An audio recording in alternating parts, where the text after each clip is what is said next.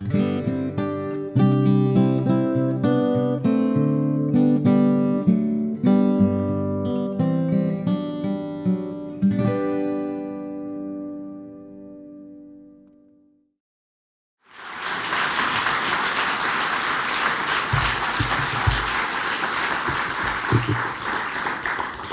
you.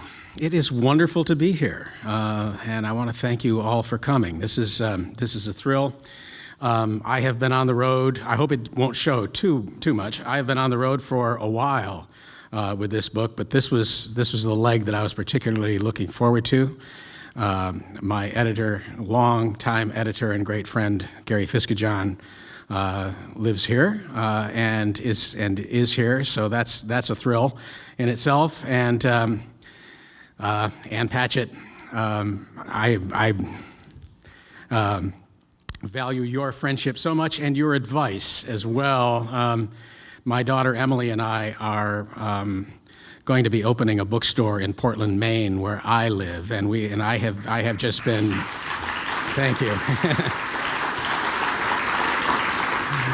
And Anne has been so helpful in giving us really good advice. It's one thing to be passionate about books. It's another thing to know what you're doing, opening a bookstore. And we're really grateful to her. Can you all hear? Yeah? Okay.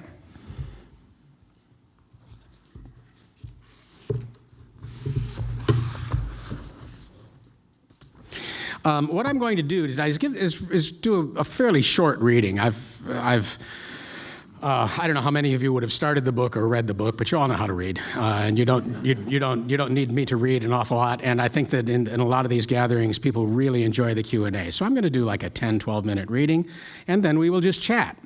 And since this section that I'm going to read is not from the beginning of the book, I need to give you a little bit of a setup for it.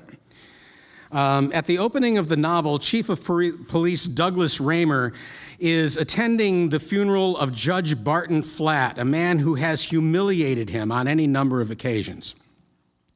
It's Memorial Day weekend, and North Bath is in the midst of an unseasonal heat wave, with temperatures well into the 90s.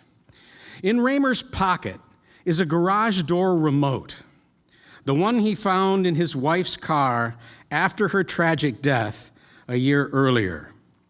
She slipped on a rug at the top of their stairs just as she was about to run off with another man, whose identity is a mystery that Raymer hopes to be able to solve by means of the remote. In town, as the funeral drags on under a broiling sun, there is an accident at the old mill that's being converted into high-end condos.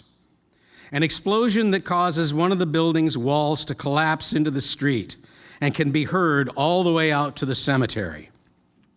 Feeling the ground shake, Chief of Police Raymer, in his dress blues, passes out into the open grave and has to be rushed to the emergency room.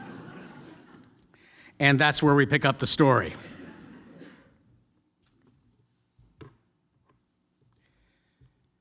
Wait. You fainted into the grave? Charisse's voice crackled with a mixture of radio static and disbelief. Sympathy would come later, Raymer knew. Probably when she saw him, saw the damage, which, in the warped mirror on the wall opposite where he sat, bare-assed, draped in a flimsy paper Johnny, was pretty damned impressive. His broken nose was swollen hideously. Both eyes were slits. He had been told that a doctor would be in to see him shortly, but that was nearly half an hour ago, and the examination room's air conditioning was in brutal contrast to the sweltering heat outside. His head throbbed dully, but apart from that, he didn't feel too bad, and certainly not as bad as he looked. The lightheaded, elsewhere feeling that he had suffered prior to losing consciousness out at Hilldale was gone now, as was the dizziness. He was tempted to just get up and get dressed and leave. But instead of hanging up his sweaty uniform, he had made the mistake of draping it over the air conditioning unit. Putting it back on would be like donning a frigid, wet onesie. He shivered at the thought. Into the grave, Charisse repeated, apparently willing to concede the truth of what he was telling her, but still unable to wrap her mind around what had happened. Like, on top of the casket? No, Raymer explained. His honor was still above ground. Why are you in the emergency room? Well, it was my face that broke the fall, he said. But never mind that. Tell me again about what happened out at the mill. Because Charisse wasn't the only one having trouble processing recent events. The whole building actually, so you slumped forward and rolled into the grave? I fainted, Charisse, okay? You know that matting that they edge graves with? They say I tripped over that, but I don't really remember. Ask Gus, he saw the whole thing. And would be thrilled to recount the whole shit show, Raymer thought. According to the mayor, Raymer's knees hadn't buckled or anything. Rather, he had gone down like a tree. One minute you were standing there, and the next it was like timber. You went into that hole like it was dug to your exact specifications. You were just gone. You know, like when you try to stuff a cat into a bag, how there's always a leg sticking out? Raymer had just blinked at him. Why would he have ever put a cat in a bag? Was Gus confessing to having drowned kittens at some point? Why did he imagine this was an experience other people would be familiar with? Well, I wasn't like that at all, Gus insisted. You went in clean and neat. There was just the sound you made when you hit the bottom, and then this big plume of dust. I don't think I ever saw anything like it, and I was in Korea. Korea, where Gus had spent the last 7 months of the conflict, his own particular touchstone. It was one of the few times that he had been out of upstate New York for an extended period, and his experience on that misbegotten peninsula, even more than his graduate work in government, was the reason that he believed himself to be qualified to be the mayor of North Bath. Was it over there that he had done his cat stuffing? Raymer wondered. Charisse, he said sternly, I want to hear about the mill, all right? Because I don't understand how that could happen. How does a whole building just fall down? Not the whole building, she said. Just the north wall, the one facing Lime Rock Street. The other walls are still standing, he said. How can that be? I'm just telling you what I was told, she said. By who? Miller's on the scene. Miller. Jerome's there too. Jerome. You're repeating everything I say, she said. Your brother Jerome. Jerome worked for the Schuyler Springs Police Department and served as a liaison officer between the department and the college and the mayor's office, doing exactly what Raymer wasn't sure, except that he was required to be on television a lot, either attempting to explain the inexplicable or obfuscate the perfectly clear. It's his day off, Charisse explained, so he stopped by the station. He's got this joke he wants to tell you. When the call came in about the mill, he figured we could use a hand. Raymer sighed. Why is he acting like this? Because lately Jerome had become increasingly solicitous about Raymer's welfare, always stopping by the station on some pretense, telling him jokes, calling him buddy. He's worried about you, Charisse said. Why? I'm worried about you. Why? Chief, she said, as if the answer to this question was so obvious it needn't be voiced. Raymer's head was hurting worse now, probably because of the fall, but possibly not. His head often hurt when he talked to Charisse. I mean, Imagine, okay, she said. Please, he begged. Because Charisse was forever asking him to imagine this or that, usually something extremely unpleasant, like trying to put a cat in a bag or some other Korean-type activity. Please don't, he said.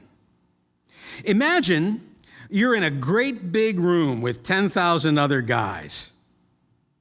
Actually, I'm in a small room all by myself, he said.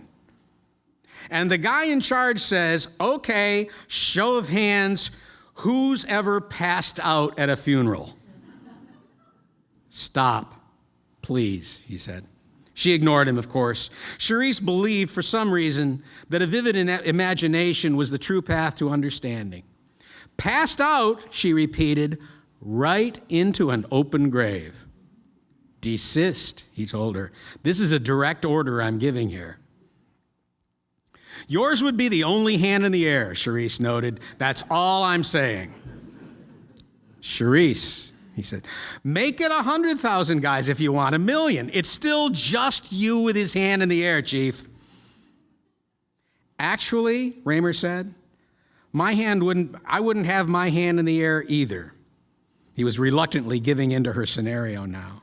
Why would I admit something like that in front of 10,000 other guys? Imagine if you lied, you'd be electrocuted, she said. I've got a better idea. Imagine you work for me and you have to do what I say. Tell Jerome I don't want to hear another stupid joke. Also remind him that he has no jurisdiction in Bath. Well, I'll tell him, but you know Jerome, she said. I do. Also his sister, 2 peas in a pod. The metaphor was particularly apt in their case, as they were twins. Have Miller come pick me up at the hospital. He's busy at the scene. Where's your own car? Out at the cemetery. Gus wouldn't let me drive. Well, I'll call Jerome then. He won't mind. Don't, he told her. Do not call Jerome. I swear to God, if he shows up here, I'll shoot him on sight. Well, then you'd have exactly 0 friends, she said. All you got now is him and me, and I won't be your friend no more if you shoot my brother, because that would be unnatural. Anymore, he said. You won't be my friend anymore. Well, there you go again, making fun of how I talk, she said. I'm going to add that to my list. Charisse claimed to be compiling a list of all the workplace shit he gave her. It had several distinct, if to Raymer's mind, overlapping categories of abuse. Illegal, immoral, actionable, insulting, bigoted, and just plain wrong. Do you have any idea how bad my head hurts right now, Charisse, he said. Well, that's why they took you to the hospital. Get yourself checked out. Stay there, why don't you? Jerome can handle things. Miller, you mean. Miller can handle things. It's Miller on our payroll, not Jerome. Well, Chief, we both know Miller can't handle anything. It don't matter whose payroll he's on. I don't care, Raymer said. Send somebody out to get me. Anybody but your brother, okay? To make sure whoever it is brings that big bottle of extra strength Tylenol I keep in my desk and a Diet Coke. Come yourself if you have to. Oh, I get it, she said. This is a test, right? Last week you chew my ass out for leaving the switchboard to pee, and now you want to see if I learned my lesson? Goodbye, Charisse, he said. In 5 minutes, I'm going to be sitting on that bench outside the hospital. Main entrance, not emergency. Somebody better be there. Head throbbing to a good beat now, he slid off the examination table and wobbled over to his clothes on the air conditioner. His jockeys, no surprise, were not only still soaked with sweat, but also very, very cold. Imagine, he could almost hear Charisse say, imagine what it would feel like to pull those on. Like a wet bathing suit, all nasty and cold up there in your private place. Raymer closed his eyes and pulled them on, and Charisse was right. That was exactly how it felt.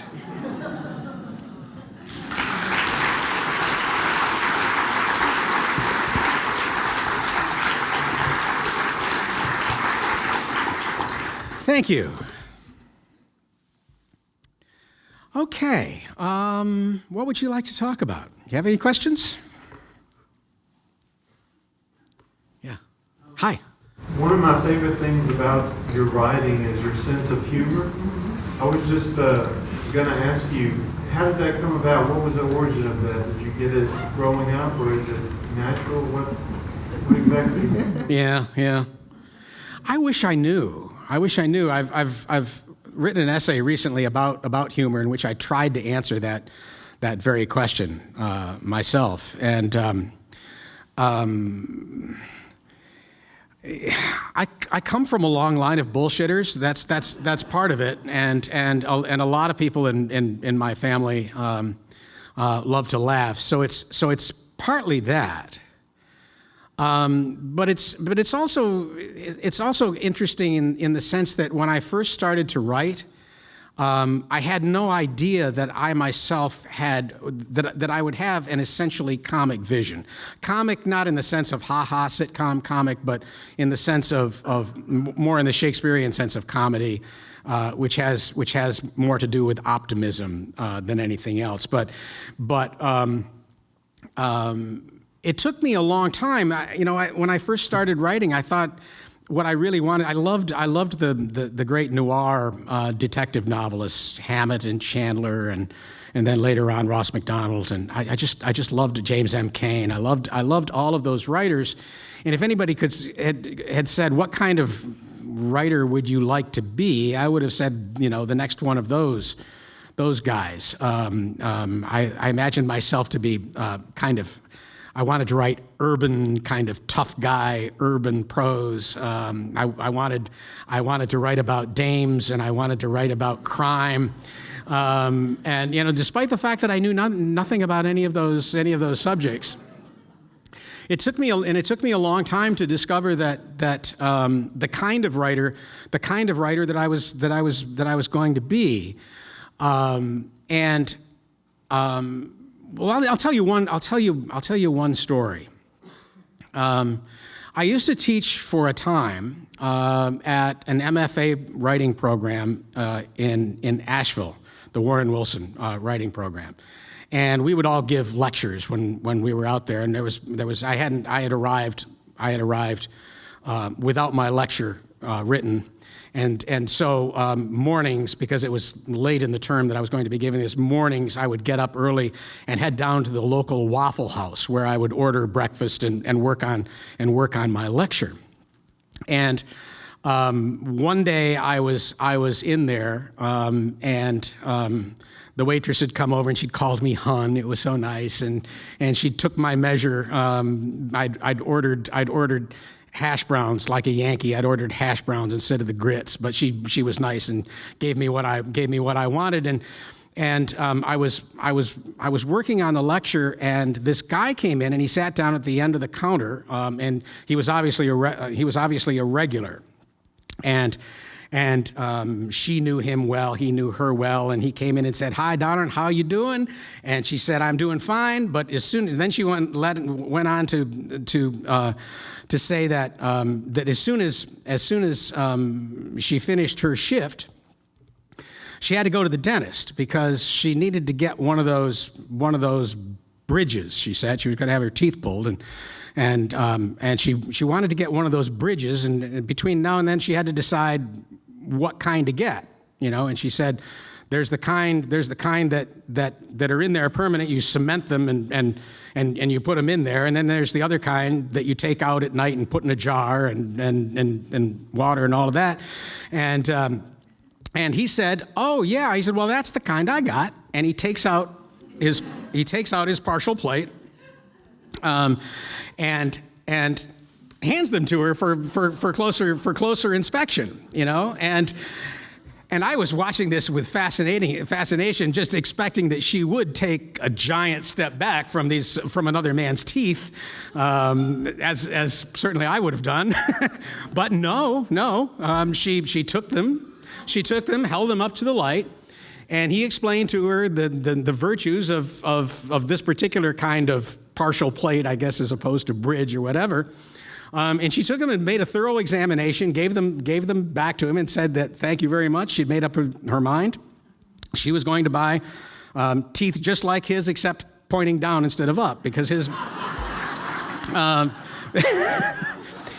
And when that conversation ended, I stopped working on the essay and just took notes on what I had witnessed, because I think the kind of writer that you are has something to do with what you see twice. I mean, we all see everything once, but what you see twice and recognize as being of value to you, maybe not right this minute, but at some later date in a book that you haven't even begun to imagine yet, but maybe 10 years later, you're going to need, you just sense in your bones that you're going to need this Waffle House, and you're going to need this woman and this man. And most of the time, your instincts about that are right. Now, another writer with a different temperament would have seen that and wouldn't have seen it as something that would be of use. Whereas I might have witnessed something that another writer would have seen and said, that's my next novel, right there. And over a period of years, I've been at this for a long time now, it just became gradually clear to me that the kind of thing that tickled my fancy, which seems like that story that I just told you. I mean, you're going to build a book around that? Come on. But actually you learn to trust those instincts and to understand that they might be valuable despite their seeming triviality on the surface of it. And the scene that I just read is difficult to justify in anything but the kind of book that I write, because if you think about it, it's hard to imagine how that scene that I just wrote would have advanced a plot or a theme in any way, right? But it's just, I don't know what it is. But to me, having Charisse just interrogate Raymer about falling into that open grave that's just what I do. So I don't. That's a long-winded explanation for. I don't know where it comes from, but I've learned over the course of 3 decades, that's my sweet spot, whatever that is. I call it chewy. Your books are chewy. Oh, thank you, chewy. In small bites, swallow. Small bites, chew thoroughly, swallow and repeat. You can eat it. Yeah. Well, that's a nice compliment. Thank you. Sir?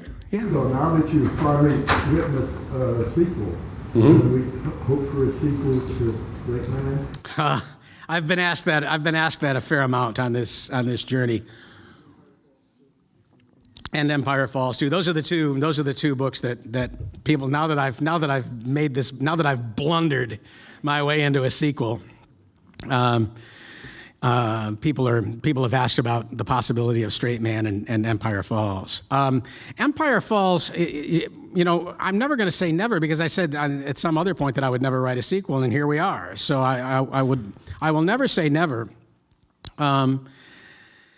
The thing about a sequel to Empire Falls is that as much as I loved those characters, they were written at a very particular point in my life where my daughters, who are now in their 30s, were in junior high school and just beginning high school. And Empire Falls was for me an exercise in parental dread. I was writing a book about some terrible things that were going to happen in an almost talismanic way, in the sense that if I wrote about these terrible things as happening to a young girl that I made the mistake of modeling on my own 2 daughters, that if this if this fictional character had to experience something like this, then maybe my own daughters wouldn't. And so much of that book was tied up into where I was in my own life at that time. That once I transferred my parental dread to Miles, and Miles his parental dread into action and what he does towards the end of that book to save his daughter's life, that feels so complete to me right now, not only in the sense that Miles is saved and his daughter is saved, and the major conflicts of the book are resolved, but I'm just not that guy anymore. I'm not living in that kind of emotional space.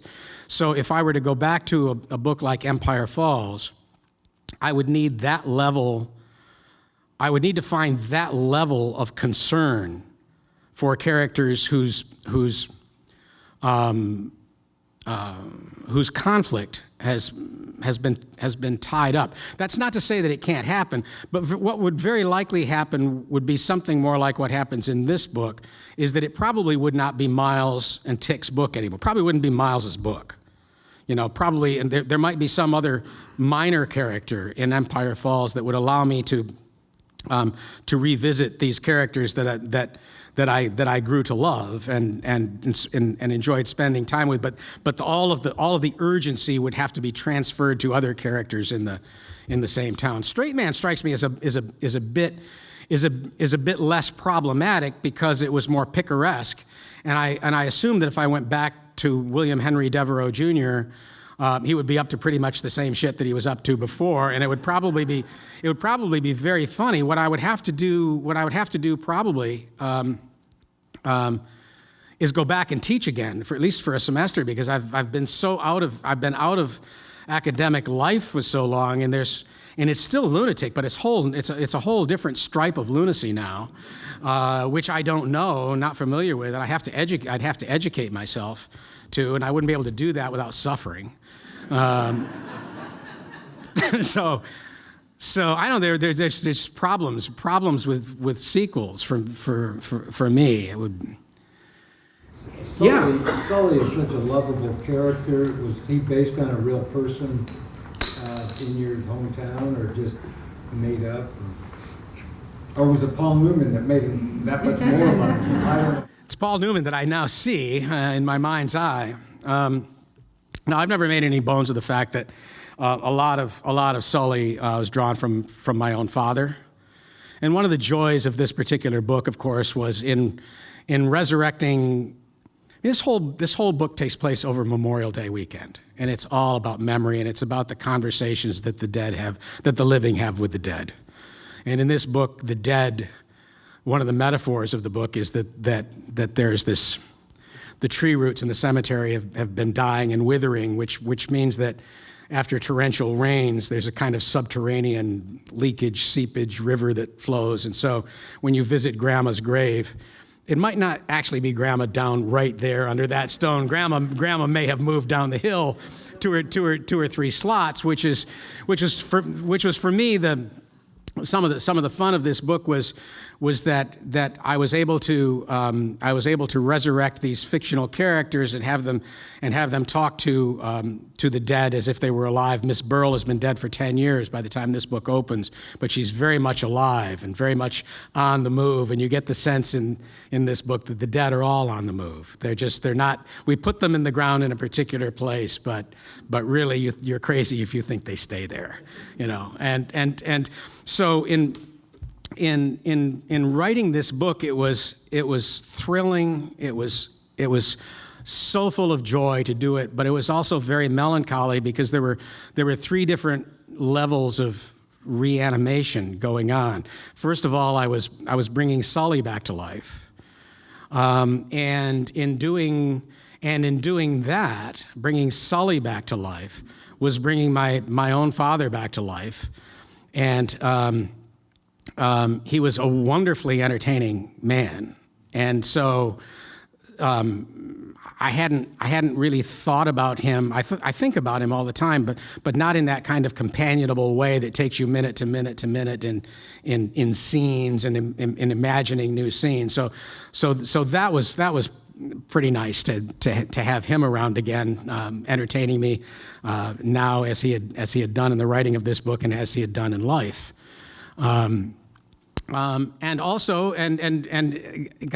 because I now, whereas before I saw my old man's face, Sully is now some sort of combination of my father a much better looking Paul Newman. And so, Paul and I did 3 movies together. So it was an opportunity to be thinking about him again, as well as Philip Seymour Hoffman, of course, who played in a very small role, played the main character of this book, Chief Raymer.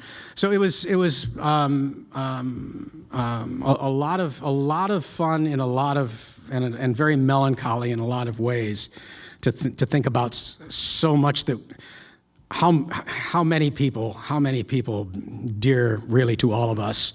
I'm not speaking of the characters in this book, but over in the 23 years since this book was written, how many people that I had lost and was still in more or less constant communication with in that way that we all are as memory brings us where we need to be. Yeah, hi.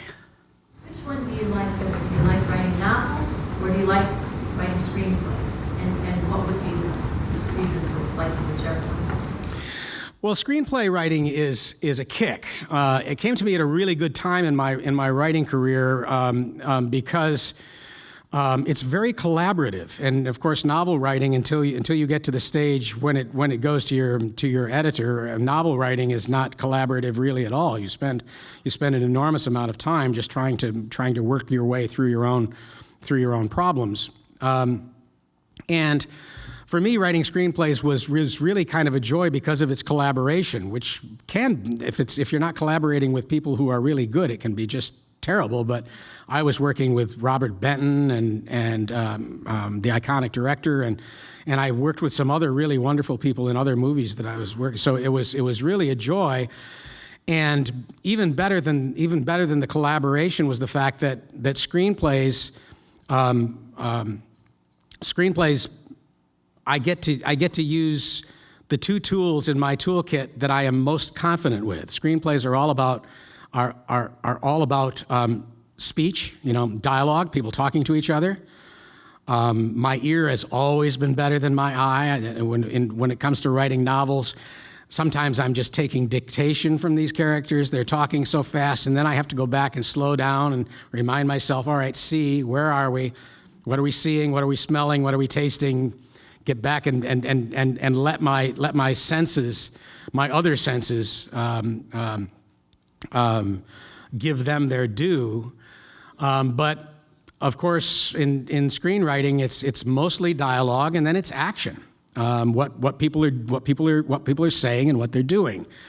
In novel writing, you have to have also what they're thinking. You have to be inside their heads, or at least in most books, you're going to be inside your characters' heads. That's always much more difficult for me. And you have to stop and describe the physical world in all of its vividness. And of course, in screenplays, you're not going to. There's no reason for doing that. The camera is going to see what it sees, and you're no point in describing something that isn't going to be there. So.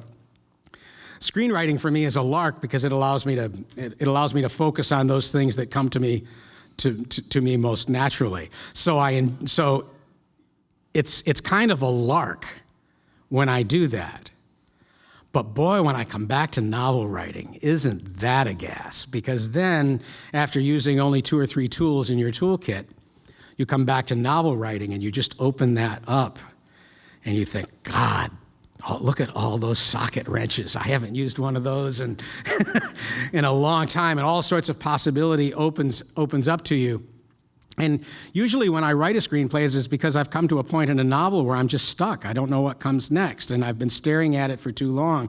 And so screenplay writing allows me to just put it aside for 6-8 weeks, however long it would take me to do a draft of a screenplay. And usually I come back, and by the time I come back, the back of my brain has figured out what the front of my brain can't.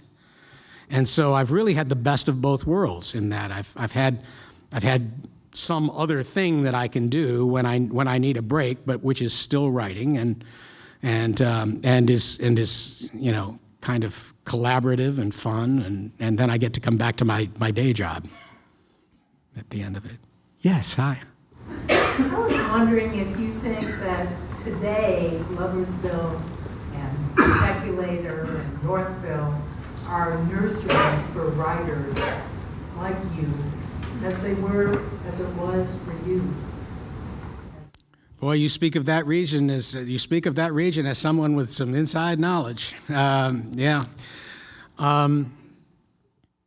Well, I have been within the last couple of years very involved with some major renovations to the library in Gloversville, which is also it's the Gloversville Library, but it's also it's a kind of county resource there, and it had fallen into like $7-8 million. It's a Carnegie Library, and it had fallen into like $7 million worth of disrepair, and they were pretty close to just razing the building, which would have been a crime. It was really that library more than anything else that I just don't see myself being a writer if it hadn't been for that library. And when I was growing up in Gloversville, the tanneries were all beginning to close down.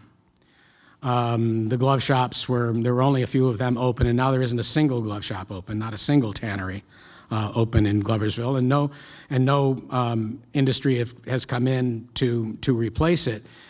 And it's become and that entire region really has become so economically blighted that it's been very hard for good things to happen there. And we're now seeing finally some green shoots of hope. And it's not like some other industry has come in and brought jobs back or anything like that, but half a dozen smaller things have happened in the region. And I'm hopeful now for the first time in a while. But your question is it nurturing to young people who might want to be writers or artists of some point, and I want to say yes, but I think no. I think it's very difficult for anybody who has kind of creative aspirations. It's very hard for anybody who has creative aspirations to imagine themselves doing that if there's nobody in their nuclear family or even extended family who has ever done anything like that in their lives. It's one of the reasons that I started writing so late. I was overseas a few years ago with a wonderful writer, biographer, Elizabeth Frank, who told me a story that really almost brought me to tears.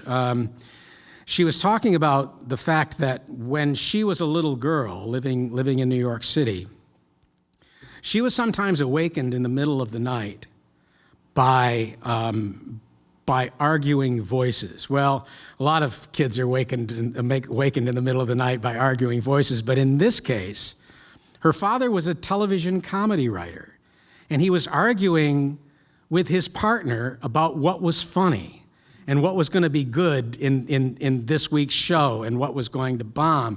And they had these very, very spirited arguments and discussions. And what was, for young Elizabeth, the middle of the night was probably like 10:30 at night or something like that. But, she'd been in bed since 7:30. And she woke up and hearing these voices, and from that she took that writing in particular and art in general was an exciting and wonderful thing to do. And she became a different writer from her father, but a wonderful writer in her own right. And she had her father there, always to encourage her in every way. And there were other creative people in her family. And so whenever she suffered, first of all, writing was one of the first things that occurred to her to do. And whenever she had reason to doubt herself, there was her father and her aunt and her second cousin, and there were just all sorts of people around in her kind of extended family and friend circle who had done this before and with whom she could go to talk. Well, we're talking kind of genetics there, but in fact, communities are like that too. And if you grow up in a community that's number one, economically blighted, which has its own extraordinary challenges, and then on top of that, there is no one you can look to who has had the kind of experience that in the back of your brain you might be toying with. That's kind of a double whammy, I think. And I'm kind of amazed that,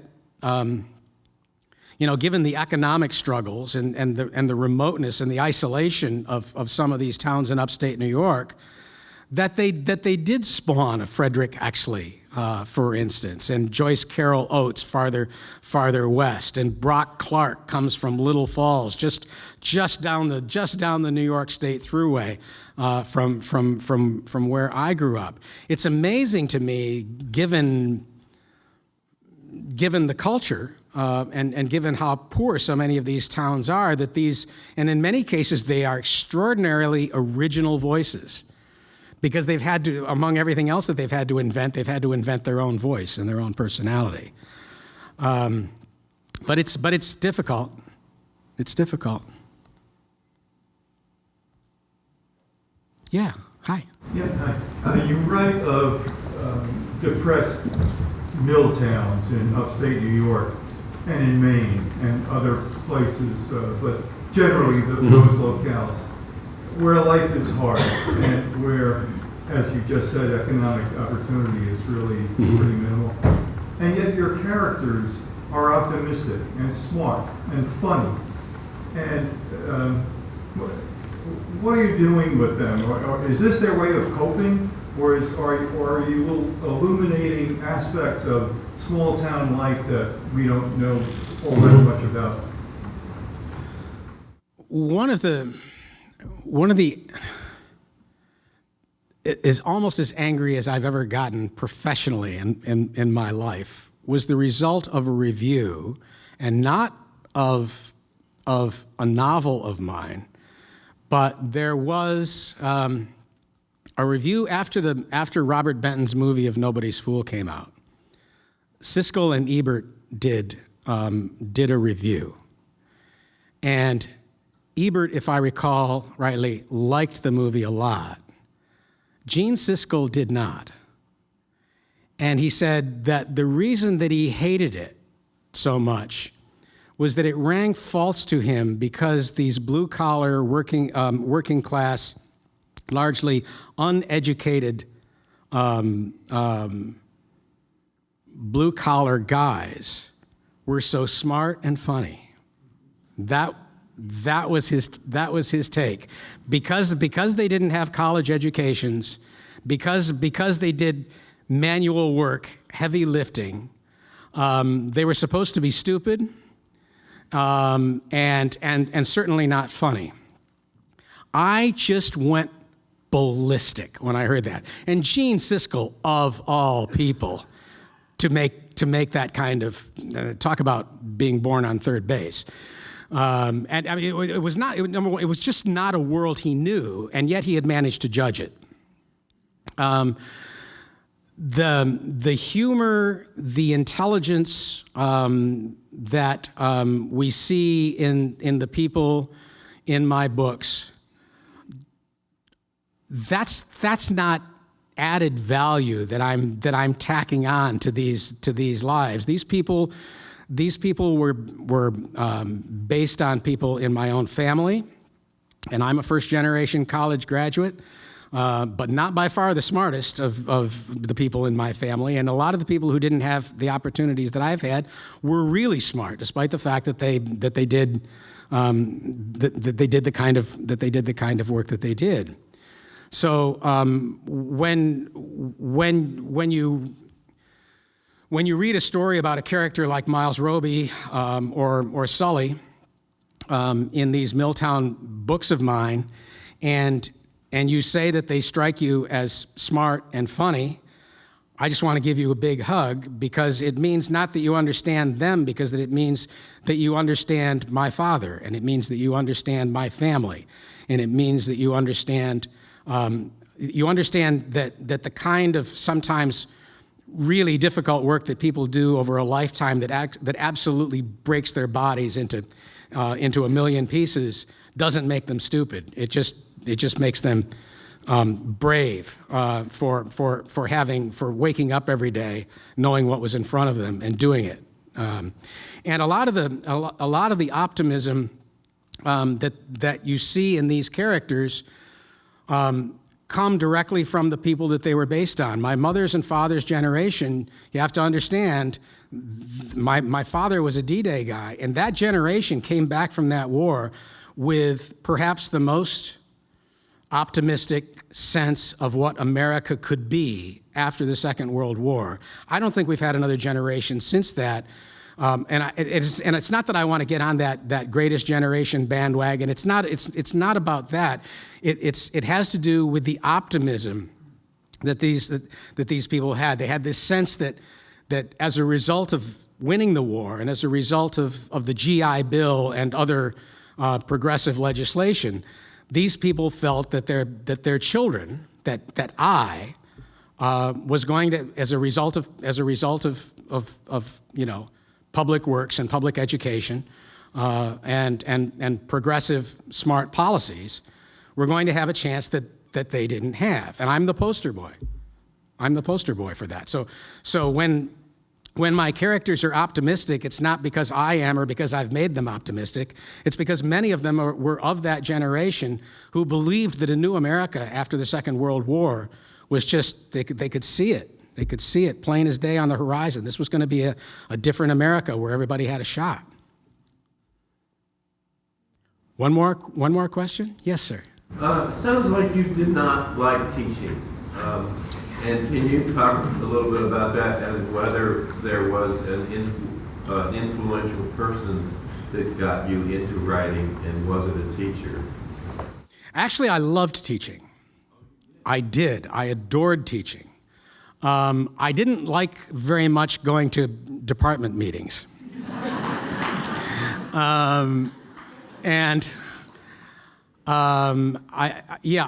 didn't like the stuff that trailed along in the wake of teaching, which is being a member of a department, serving on committees, going to department meetings. And I have to say too that so much of the first part of my career was spent in teaching freshman composition and having just 150 papers to grade every weekend. That does get old. When I had the opportunity to not do that anymore, boy, did I take that. So no, it wasn't that I miss teaching, and I still do teach in small doses every now and then. I'll do a visiting writer gig here or there, because I still love the teaching, and I love the students, and I love talking with them, and I love talking with the beginners and those people that are just so close to breaking into significant publication. Doesn't matter to me where they are on the spectrum. I love talking with them and all of that. So the thing about teaching though is that I found is that I was never able to do it. I was never able to do it by half measures. And it is, to do it well, just takes so much time.